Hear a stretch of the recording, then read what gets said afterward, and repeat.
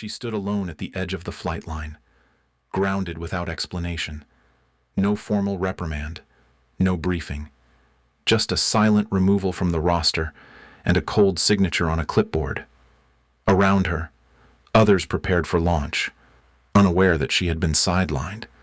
They spoke in confident tones, reciting coordinates she had mapped weeks before.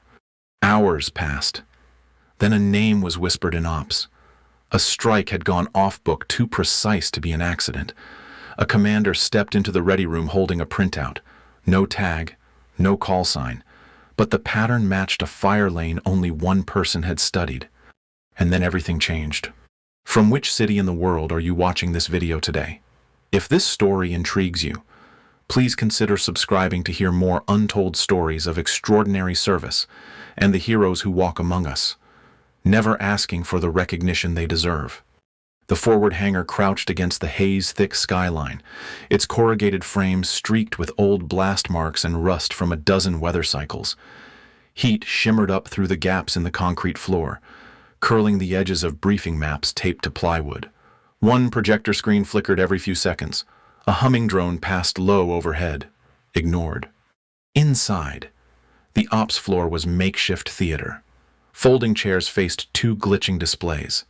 A half-dozen officers from NATO and local air groups clustered near the center. Jackets half-zipped, voices tuned for confidence. Tablets passed hand to hand. Names were checked, loadouts reviewed. Timing mattered less than posture. Jessie stood at the back wall, outside the boundary of relevance. Her flight suit was sun-faded at the collar and knees. The headset around her neck had a strip of gray field tape over one frayed wire, patched cleanly. She held her helmet against her leg. On screen, a map flickered into view, showing the red perimeter of the Eastern District. Allied convoys had stalled near the depot overnight. Another slide replaced it. This one blinked, stalled, and reloaded again. A murmur passed through the front row. Someone said the bridge wouldn't hold. A French pilot smirked and added that no one would be flying low through Juliet sector without clearance from 1000. A few laughed.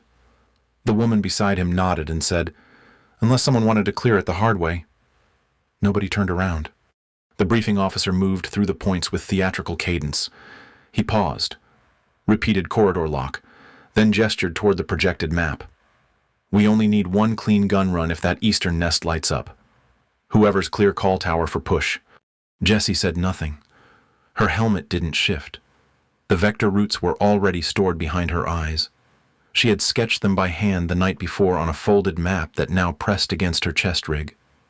No one had asked her to. The others had been loading sim clips while she worked by flashlight. Out on the line, her A-10 Warthog sat beneath the angled shadow of a parked transport. The fuselage bore sun-pitted paint. Its cannon port had a dark smear beneath the nose where heat had blistered metal that no one polished anymore. Further down the ramp, a row of fighters caught morning light like chrome. Her plane looked like it had already seen the war and stayed behind. A crew chief walked past and gave her headset a glance. "You patched that yourself?" She nodded once. He raised a brow. "Risky cable for fire control. Hope you're not pulling trigger today." He kept walking. Up front, someone adjusted the feed again. A clipped voice came over the speaker. "Call signs assigned at tower check-in. Names don't matter today. Payload does." It got a few smirks. A Brazilian pilot glanced down the row and said, "She's the one with the old hog." "Right." Another checked a flight board and answered, "That platform's rotating out this quarter." A third skimmed his tablet and added, "She's not even listed on the primary flight sheet." Jessie remained still. Her eyes tracked the screen. She noticed what wasn't being said. No mention of altitude tolerance over the depot. No signal scatter patterns near the overpass. No reminder that comms were already degrading over Corridor Juliet. She knew she had heard it stutter last night. Engines rumbled outside. The shadow line crawled across the floor, slipping past her boots. She stepped back without sound, staying in the shade. The map updated once more. Another sortie was called. Her name wasn't... The briefing ended with the same line they always used when certainty was thin. Sort by asset class and wait for tower. If you're not flying lead, keep safeties on. Jessie didn't move. She waited until the others turned, until the chairs scraped back and voices rose again. The back of the hangar stayed quiet. Her helmet rested steady. Her headset hung patched and faded at her collar. The folded fire lane map pressed flat against her chest. A quiet wait. A private answer to a question no one had asked. Jessie's tent sat in the last row beside the refueling berm, where the gravel thinned out and dust clung to every boot print. She unzipped the flap with one hand and ducked inside, letting the canvas settle closed behind her. Outside, voices passed in waves. French, Portuguese, clipped English threaded with laughter and the scrape of metal chairs. Someone dropped a flight bag and swore. Another mimicked the briefing officer's dramatic gesture from earlier. Jessie hung her helmet on the cot rail and reached for the folded paper tucked into her chest rig. She laid it flat across the crate she used as a desk. The paper had softened from sweat and sun, the edges curled from being pressed against armor. She smoothed it once with her palm, then opened the smaller quadrant overlay marked with pencil. It was a fire lane, mock-up, from a simulation that never made it past Beta Review Sector Juliet. Subgrid 9. She had redrawn the patterns by hand, tracing where blind angles compressed around infrastructure gaps. The others had dismissed it after the first round. She had memorized it. Jessie checked the markings again, her finger hovering just above the paper. The pattern held.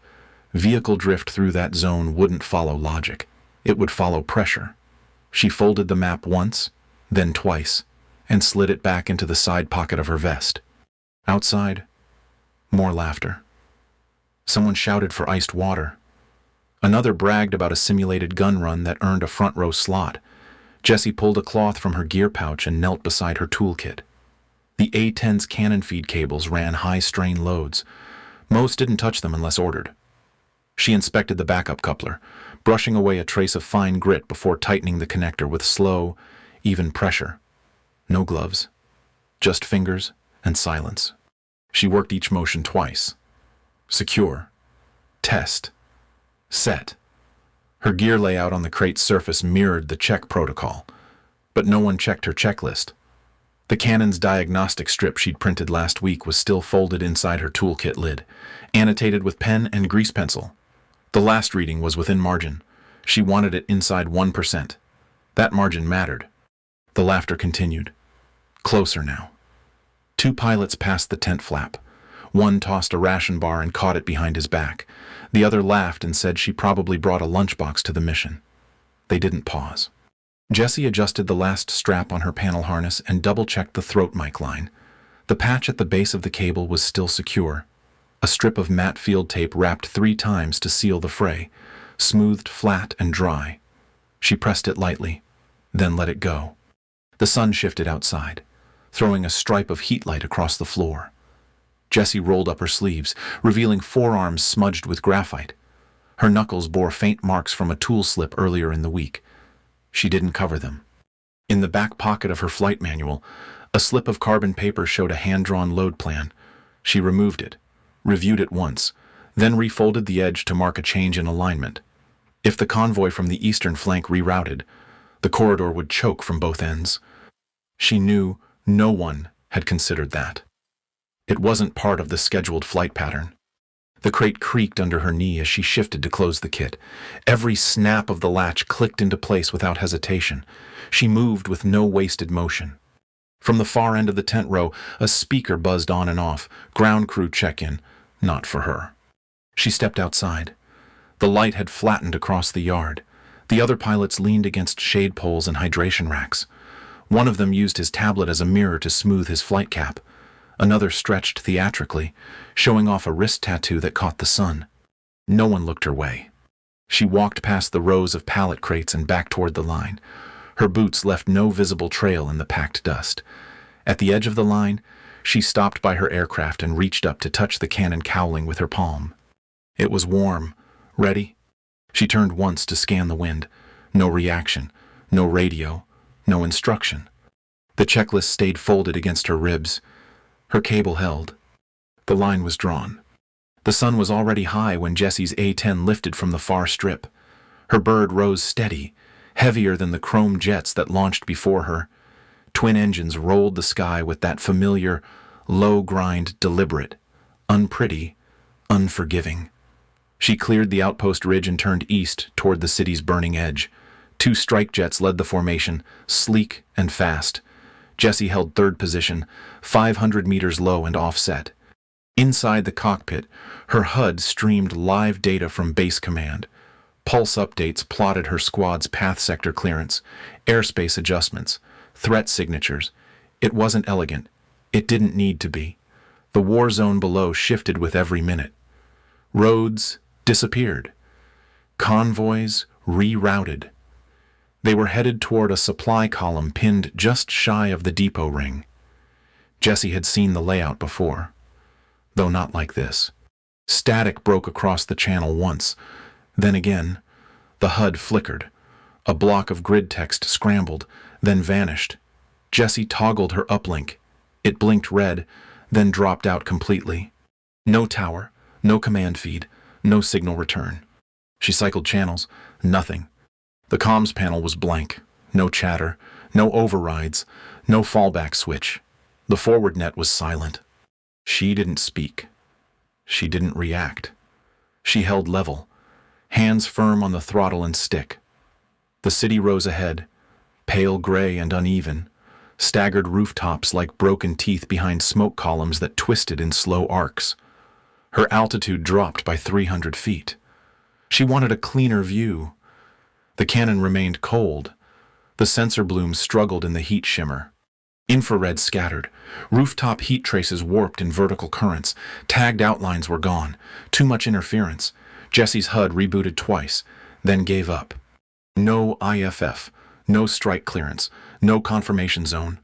She banked right, adjusting to a low lateral drift past the refinery corridor. Smoke spiraled off a half-collapsed factory. Down below, metallic movement flickered through the murk. 4 vehicles, maybe 5. One turret moved too slowly.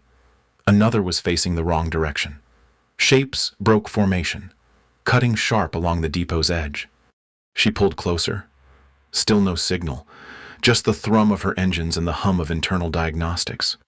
Below her, the lead vehicle attempted a turn, boxed in from the side by a burned-out tanker. The support unit behind it veered wide, its path blocked by an overpass that had lost 1 full lane. Dust layered everything in motion. 2 of the units reversed, nearly colliding. That wasn't withdrawal, it was collapse. Her HUD offered nothing. No colors, no tags, just the view through dirty canopy glass, distorted by wind and heat. She looked again at the grid of motion, the staggered angles, the hesitation in their alignment. It was Juliet 9. The memory didn't arrive like a thought. It arrived in posture. Her left hand adjusted throttle. Her right angled 1.5 degrees to match the corridor vector. The path from the forgotten drill unfolded across the chaos below. Vehicles funneled the same way they had in the training sim, compressed, involuntary, patterned by terrain and stress. It wasn't logic. It was inevitability. Nobody else had studied that drill. It was discarded after 1 planning cycle. Jessie had copied it to paper, redrawing the fire lane from a ground overlay. She knew how the path collapsed under pressure, how units shifted when 1 line closed, what angle remained when none were expected. The broken line of vehicles below had already taken the path. She dropped lower. The smoke thinned enough for a moment. She saw the depot's northern wall, the sloped lot to the west, the fallen scaffolding across the power shed, and the corridor. It was narrow, exact, no wider than 30 meters, lined with debris and framed by damaged rail. She counted the stretch 200 meters and change. Jessie flicked the master arm switch. The cannon loaded.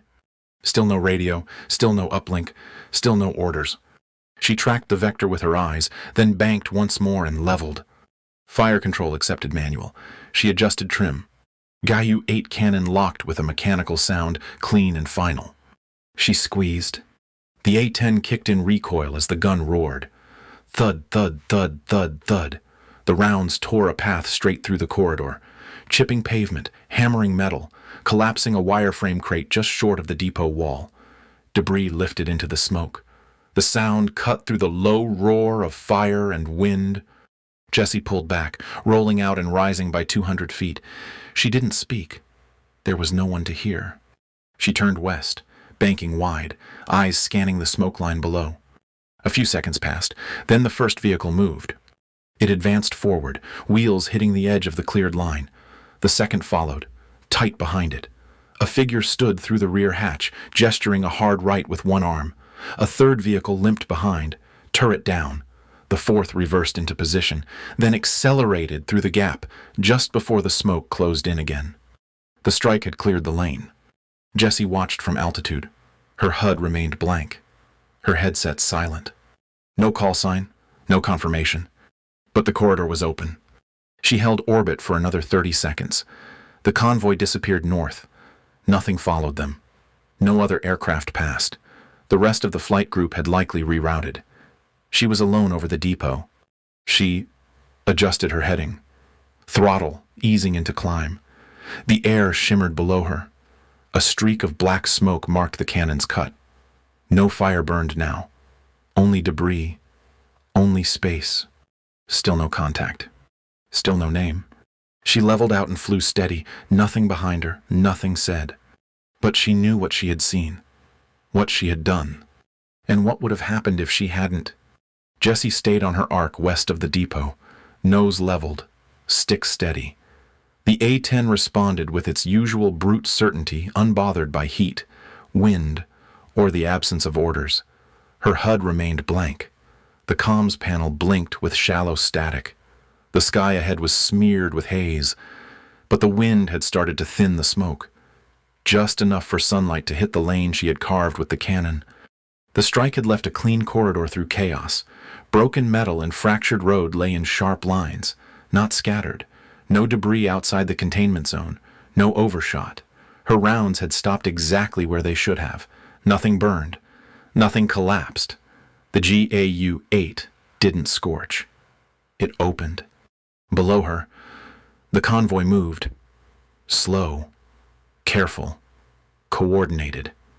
The lead vehicle hugged the left edge, skimming past a collapsed signpost that had folded into rubble. The second followed tight, its turret pivoted low. A third vehicle dragged slightly, trailing a vapor line damage, but mobile. The last pushed through with a wide right swing, clearing the debris by centimeters. No one broke formation. No one chased them. Jessie watched it all from altitude. The wind hissed across her canopy. Her hand stayed on the throttle, steady and still. Her other hand rested near the fire switch but didn't move. The cannon was cold now. Everything that needed to be said had already been said in that corridor of fire. Then the call came. A wideband transmission, cut by static but still clear. Unknown gun run in red zone. No comms origin. Red sector confirm ID. She didn't respond. Another voice came in sharper, more urgent. Depot East, just took a precision burst. Repeat, precision burst, who's in that airspace? I need a call now. No one answered, not immediately. Then a third voice, clipped and cautious. Possible enemy mirroring ally loadout. Strike pattern matches U.S. Profile. Recommend pullback until asset confirmed. That one landed hard. Jessie saw it in the sky. One fighter broke formation, climbing to high cover. Another cut west. The corridor she had cleared, the very space that had saved the convoy, was now flagged as potentially hostile. Still no one hailed her. She kept her circle wide and level, 1,000.0 feet, nose trimmed 2 degrees right. The wind lifted in pockets, tossing stray smoke ribbons back across the fire lane. The depot remained intact. Nothing lit up. No one returned fire. Her HUD blinked once. No update. Still blank. A recon drone passed far beneath her, its path straight, automated. Jessie adjusted pitch to keep visual without overlap. The drone didn't react. It probably didn't see her. Her tag was dark. Below, near the far vehicle. 2 figures stepped from cover. One pointed to the cleared path, then turned and gave a signal. Another stayed crouched beside a blown wheel hub, likely assessing damage. None of them looked up. Jesse scanned the grid again. Nothing moved beyond the depot line. No opposition force, no radar lock, no friendly approach. But the silence pressed in. She had fired without clearance. In every sense, she had acted alone. No call sign logged, no confirmation in the tower log, no mission package listing her for live cannon. There would be questions. Probably soon. Still, she did not turn back. She kept orbit for another 5 minutes. One of the retreating jets hailed command, asking for airspace clarification. The reply was clipped. Strike origin unknown. Reviewing all telemetry now. Telemetry would show nothing. Her radio had dropped before the shot. Her HUD had no timestamp. The IFF log would show her platform in flight, but not in fire zone. She turned northeast, slightly out of pattern, and leveled again. The depot faded behind her. The corridor she opened was already filling with dust. No one called her name. She checked fuel, stable, engine temp normal, no alerts. The A-10 had not stuttered once. Another transmission came through, this time from the base operations net. Be advised, no gunfire cleared East Depot. Current assessment ongoing. Repeat, no approved ordnance logged. Any pilot with visual confirm report immediately. Jessie said nothing. She passed over a stretch of housing blocks reduced to frames and ash. Rooftop shadows bent sharp from the angle of light. Far below, a loose sheet of metal peeled away from a scorched shell of a garage and caught the wind. It fluttered, turned once, and vanished behind her wake. The mission clock reached 18 minutes. She dipped slightly to avoid a rising pressure drift, then climbed again with smooth correction. Still no contact. No closure. Another aircraft entered the upper quadrant to the west, but did not descend. The city beneath her was quiet. Jessie flew one final circuit, slow and precise. The cannon remained locked. Her hand didn't twitch. She checked the panel again. The top left readout still pulsed the same quiet words. No com... Then she turned south. The depot slipped behind her. The path she had carved left no thermal trace. But it had been there. And it had held. The drone feed played back in silence. A grainy top-down view of the depot filled the main screen, filmed from mid-orbit with poor light compensation. Smoke rolled in distorted layers, and the thermal outline stuttered every few frames. A convoy appeared, pushing through a narrow corridor. 4 vehicles in total. The lead moved smoothly. The second tucked in behind. The third dragged for a second, then surged. The fourth nearly clipped the edge of a debris pile, but cleared clean. It looked choreographed, intentional, measured, practiced. But no one had planned it. A junior analyst leaned forward. He slowed the footage, rewound 5 seconds, and played it again. The strike pattern had appeared just before the convoy began moving. He watched it unfold cannon bursts in precise spacing, tightly lined, low yield, clean. It wasn't suppression fire, it was clearance. Whoever had flown that run knew exactly how long the corridor needed to be. No more, no less. He called over his supervisor, who adjusted the overlay and added a training grid for reference. No current mission matched the coordinates. No flight log reported an ordnance drop in that zone. And yet, the fire lane was unmistakably deliberate. "Where's the authorization packet?" the supervisor asked. "There isn't one," the analyst replied. Inside the ops center, the overhead lights flickered. Power had been unstable since the quake offshore. Colonel Breen stood with one hand on the edge of the central console, his other hand gripping a printout of the hour's flight path ledger. He read the timestamps twice. "Nothing matches this," he said quietly.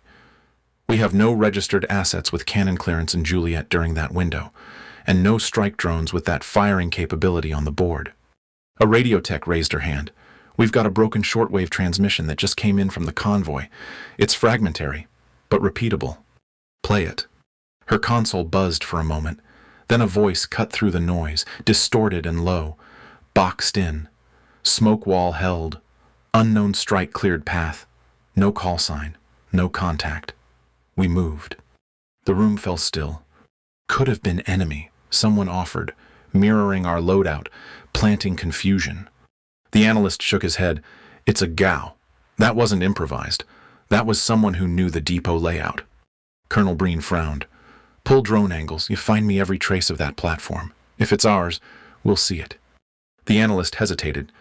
We might not, sir? Why not? He tapped a side screen. Because I think she flew dark. Across the field. Jessie's A-10 broke cloud cover with no tower instruction. Her gear deployed automatically. She stayed under glide slope, conserving fuel. The radio remained silent. The base made no call. She landed clean. 2 short bounces, then roll. Her air brakes opened. The aircraft taxied without direction, engine wash kicking a light film of dust across the lower pads. There was no escort, no salute, no technician waved her in. She parked at the edge of the hangar line, behind a storage hangar still patched with sandbags from the last shelling. The plane came to a full stop. The canopy stayed closed for 10 seconds. Then, Jessie unsealed it herself. The frame hissed slightly. She climbed out with a smooth swing of her leg over the side. Helmet tucked under her arm. Headset still patched with its matte field tape. Her gloves were clipped at her belt. The cable coil flat across her harness. She stepped down the ladder alone. On the far side of the tarmac, no one turned. Inside the mission center, the analyst adjusted the overlay again. He minimized the live feed and opened the training archive index, scrolling past familiar sectors. He paused on one with a faded yellow icon. Juliet 9. Not active. Not scheduled.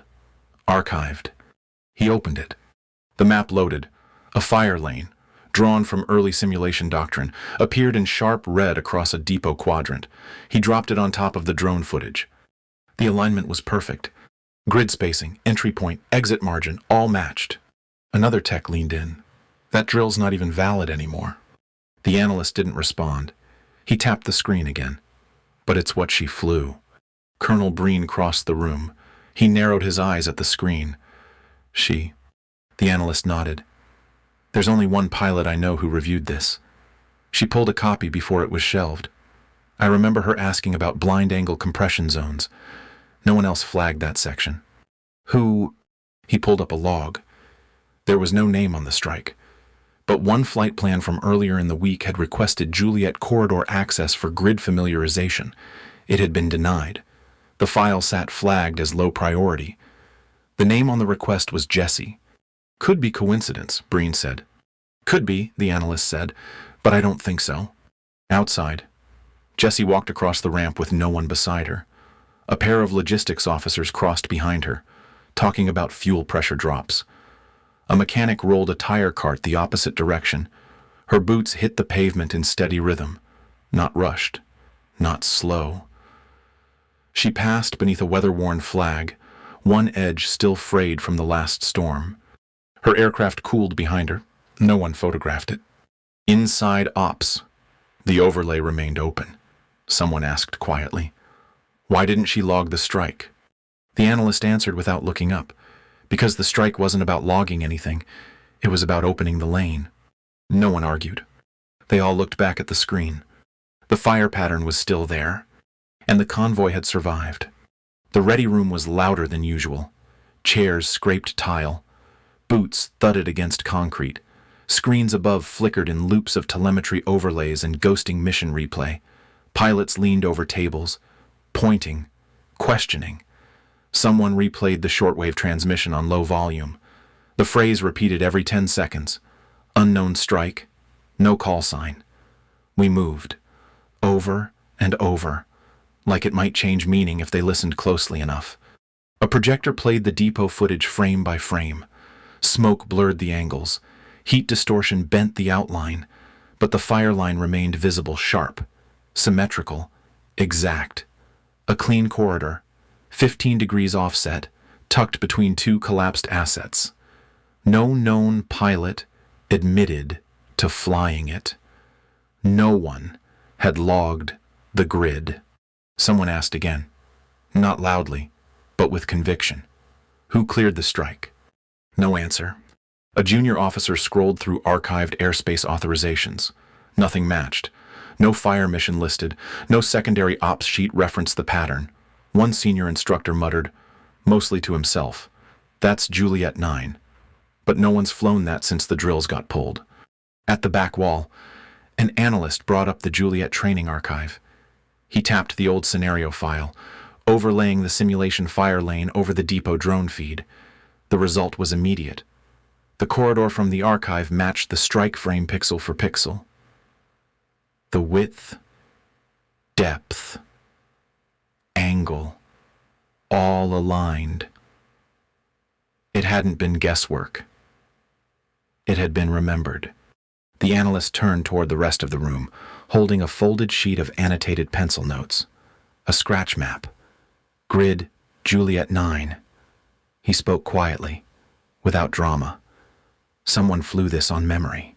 Another voice, dry with disbelief, added, "She wasn't even supposed to be on the lead run." No, someone else said, "She wasn't supposed to be in that sector at all." Down the ramp. Jessie moved across the hangar floor alone. Her helmet was clipped under one arm. Her headset hung from the other, unplugged. The field tape on the cord edge had come slightly loose, but she didn't fix it. She walked past the fuel rigs where her A-10 sat pulled to stand by. A junior tech wiped dust from the undercarriage, glancing up once, then down again.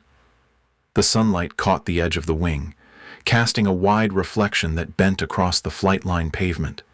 No one stopped her. No one called out. But no one looked through her now. Inside the briefing room, Colonel Breen stood beside the projector. He stared at the frozen frame on the screen cannon tracers in a perfectly carved arc across the depot lane. The analyst held out the hand-marked grid overlay without speaking. "This was never approved," Breen said. "No, sir," the analyst replied. "She had no strike order." "No, sir." And she hit it clean. The analyst looked back at the image. "Yes, sir." For a long moment, Breen said nothing. Then he turned to the operations board and began checking timestamps. The room had gone quiet now. The tone shifted from inquiry to realization. In the hallway outside, two younger pilots whispered as Jessie passed. One asked if she was even listed on the Canon-certified roster. The other didn't answer, just stepped aside as she moved by. Inside, the briefing footage was paused again at the moment of impact. The corridor was visible. 4 vehicles passed through it. The drone footage never wavered. They had made it out. Someone asked again, softer this time, "Who cleared that strike?" The analyst answered without pause. "Nobody." She just knew. On the tarmac, a gust of wind caught Jessie's sleeve as she walked past the shadow of her own aircraft. She didn't slow. Her gloves were still clipped to her belt, dusty at the seams. Her steps made no sound over the wide concrete pad. She passed the edge of the main hangar, where someone had begun prepping the fuel rigs for next cycle.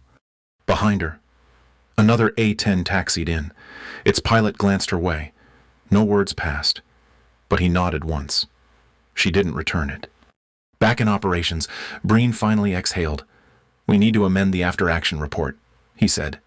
To say what someone asked. Breen looked back at the image still frozen on screen. The cannon's work was unmistakable.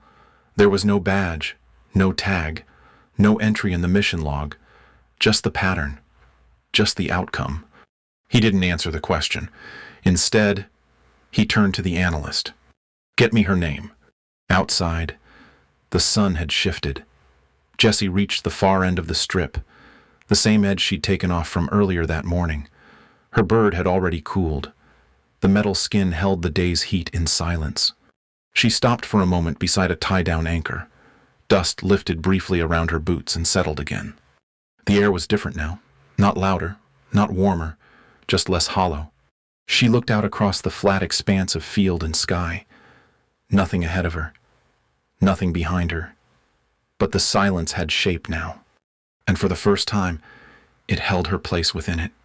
She flew without orders, without backup, and without a single voice telling her it was the right thing to do. But she did it anyway. Not for recognition, not for credit, simply because it needed to be done. In a world that runs on approvals, Jessie trusted something quieter, her preparation, her memory, her own judgment. And when others watched the footage, trying to assign the moment to a name or a call sign, they found only the trace of someone who had never asked to be seen. This was never about proving anyone wrong. It was about doing what was right, even when no one was watching. If this story speaks to something you carry too about quiet strength, about doing your job with no spotlight, take a moment to share your thoughts in the comments. And if you want to hear more stories like this one, we invite you to follow along.